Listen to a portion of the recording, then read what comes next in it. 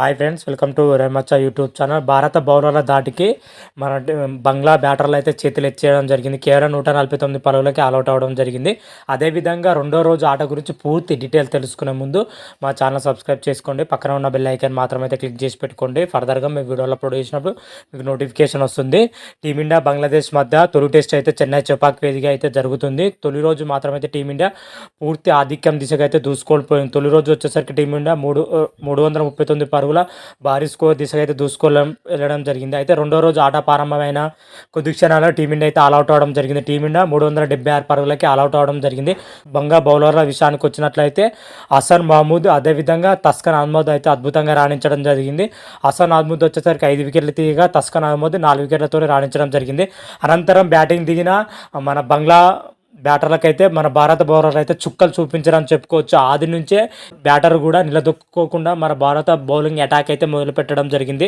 జస్ప్రీత్ బుమ్రా ఒకవైపు నుంచి అటాక్ మొదలు పెట్టగా మరొక వైపు నుంచి ఆకాశ్దీప్, అదేవిధంగా మహమ్మద్ సిరాజ్, రవీంద్ర జడేజాలు అయితే దూసుకురావడం జరిగింది. ఓవరాల్గా నలుగురు బౌలర్లు రాణించడంతోనే బంగ్లా బ్యాటర్లు కేవలం 149 పరుగులకి ఆల్అౌట్ అవడం జరిగింది.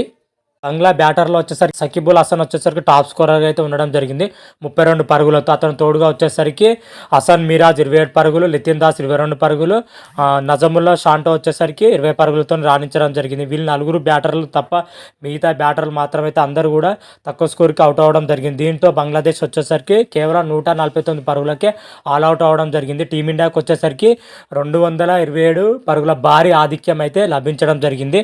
అనంతరం సెకండ్ ఇన్నింగ్స్ ప్రారంభించిన టీమిండియా మాత్రం అయితే ఆదిలోనే ఓపెనర్లు ఇద్దరు అయితే అవుట్ అవ్వడం జరిగింది. రోహిత్ శర్మ మాత్రం అయితే మరోసారి అయితే నిరాశపరచడం జరిగింది. కేవలం 5 పరుగులు జరిగింది రోహిత్ శర్మ మాత్రం. ఆ తర్వాత వెంటనే జైస్వాల్ వచ్చేసరికి 10 పరుగులకే అవడం జరిగింది. ఆ తర్వాత వెంటనే వచ్చేసరికి విరాట్ కోహ్లీ కూడా 17 అవుట్ అవడం జరిగింది. రోహిత్ శర్మ, విరాట్ కోహ్లీ మరోసారి అయితే తీవ్ర నిరాశపరిచారని చెప్పుకోవచ్చు. జైస్వాల్ మాత్రం అయితే అనుకున్నంత స్థాయిలో రాణించలేకపోయారు. ఫస్ట్ ఇన్నింగ్స్లో మస్తు రాణించిన జైస్వాల్ సెకండ్ ఇన్నింగ్స్లో రాణించలేకపోయారు. ప్రజెంట్ క్రీజ్లో వచ్చేసరికి 33 పరుగులతోనే శుభ్మన్ గిల్ క్రీజ్లో ఉండడం జరిగింది. అదేవిధంగా రిషబ్ పంత్ 12 పరుగులతోనే అయితే క్రీజ్లో ఉండడం జరిగింది. రెండో రోజు ఆట ముగిసే సమయానికి టీమిండియా వచ్చేసరికి 81 పరుగులు చేయడం జరిగింది. 3 వికెట్లు కోల్పోయి మొత్తం మీదుగా టీమిండియా లీడ్ వచ్చేసరికి 308 పరుగుల లీడ్తోనైతే కొనసాగుతుందని చెప్పుకోవచ్చు. టీమిండియా చేతిలో ఇంకా 7 వికెట్లు అయితే ఉండడం జరిగింది. దాదాపు టీమిండియా వచ్చేసరికి 450+ స్కోర్ చేసే అవకాశం అయితే కనిపిస్తున్నాయి. మన బంగ్లాదేశ్ ముందైతే భారీ టార్గెట్ ఉంచే అవకాశం అయితే క్లియర్ కట్గా అయితే కనిపిస్తున్నాయి.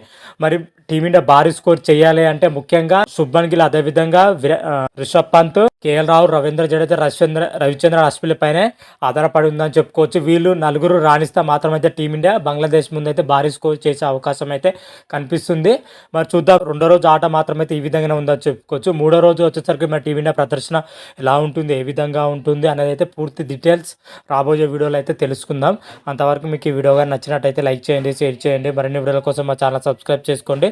పక్కన ఉన్న బెల్ ఐకాన్ మాత్రమైతే క్లిక్ చేసి పెట్టుకోండి. ఫర్దర్గా మీ వీడియోలో అప్లోడ్ చేసినా మీకు నోటిఫికేషన్ వస్తుంది. హర హర మహాదేవ్, శంభో శంకర. Thank you.